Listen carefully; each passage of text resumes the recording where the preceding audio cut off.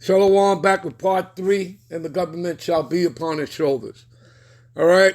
Whose shoulders? Yahweh Shai's shoulders, right? Okay?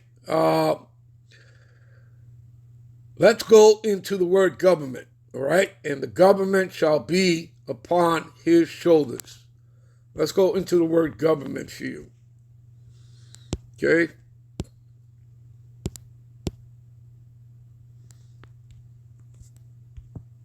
Strong's H 4951. Misra. Misra. What does government mean? Rule, dominion.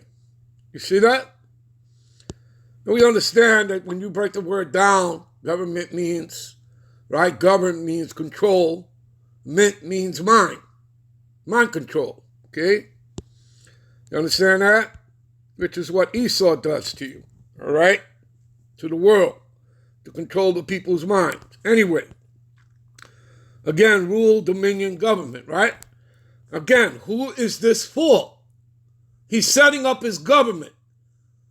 I told you what the setup is, right? Yahweh Shai, King David, the 12 apostles, and the 144,000, all men, 12,000 from each of the 12 tribes. Let's further prove upon the point. You see, rule, dominion, right? Setting up his government. This has nothing to do with the Edomites or the other 16 heathen nations. Let's prove it. Give me a minute. This is Luke 12 and 32, right? Fear not, little flock. Who's the flock? Right? That would be sheep, wouldn't it? Okay? But we're doing this for your sake. Okay? Strong's G 4168. Poimneon. Poimneon. Right. See what it says there? Flock, especially who? Of the sheep. What does it say in Matthew? I'm not going to take you there. I'm just going to quote it. What does it say in Matthew 10, 5, and 6? Go not onto the way of the Gentiles or the Samaritans. Do you understand that? But rather go on to the lost sheep of the house of Israel. Hello. And preach what? That the kingdom of heaven is at hand. You understand that, people? All right? So you see, a flock. See, the sheep. All right? Yahweh Shai, the Hamashiach, the anointed disciples, which are Israelites. Do you understand that? Let's understand something, people. When you get here in the New Testament, right? And we're reading Luke. In the New Testament, when it mentions the Gentiles, all right, depending on, the chapter and what is written above or below it, you have to understand that in most cases, all right, the Gentiles that it's talking about, okay, that, are grafted in, okay, those are Israelites. This is all about the seed of Israel. And why are they known as Gentiles? Well, again, they were known as being Hellenized during the time of the Greeks. Okay, and then of course here in modern day, like say here in America or across the globe, you're called Gentiles because you're following the ways and the customs of those Gentile heathen nations. And you have no idea that you're even an Israelite because they've kept you in the dark about that. You understand? All right? So when you're reading the New Testament and you're reading scripture like that, okay, you have to understand, this is why you have to understand the history. In order to know the mystery, you have to understand that those Gentiles that are talking about in the New Testament, okay, that are grafted in, are the seed of Israel. Because we're scattered into all Gentile heathen nations. Are we not? Yes, we are. All right. All right. So you see the sheep, right? Give me a minute.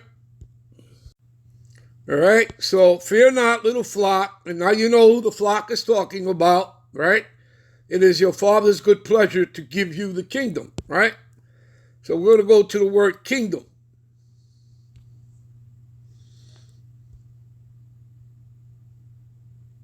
Strong's G 932.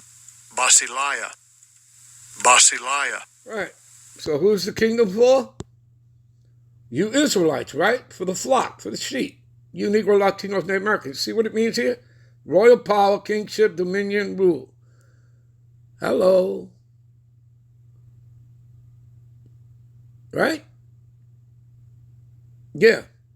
The kingdom is for you. It's for the Israelites. You see that? So, this BS of, replacement theology, supersessionism of, to replace the Israelite with the heathen nations. All that is not biblical. And we've already proven that. Okay? You understand, people? All right? Now, give me a minute. All right. So now you understand, right? For unto us, right, to the Negro, Latino, Native American, all right, a child is born unto us, right? A son is given, right, which is Yahushua Wahamashiach, and the government, right, and now you know, right, that the government means rulership, dominion, right? And you know who it's for, right? Okay? And you understand the setup, all right? The rank and file of that government, all right? Shall be upon his shoulders, and his name shall be called Wonderful, Counselor, the Mighty God Power, and the Everlasting Father, and the Prince of Peace. All right? Of the increase of his government, right? Because again, it starts with the elect of Israelites, right? Because that's who the Lord is coming for, right? Again, Matthew 24 and 31, and at the sound of a trumpet, he shall send his angels at the sound of a trumpet to gather who? The whole world, all 18 nations? No, his elect, the elect of Israelites, right? Romans 11:7. Israel have not obtained what it seeketh for, but the election have obtained it, and the rest were blinded. Again, he's only coming back for the elect. That's just the 1/3, all right? You understand? All right, anyway, we'll end this here. We'll be right back with part 4 to close this out. Shalom.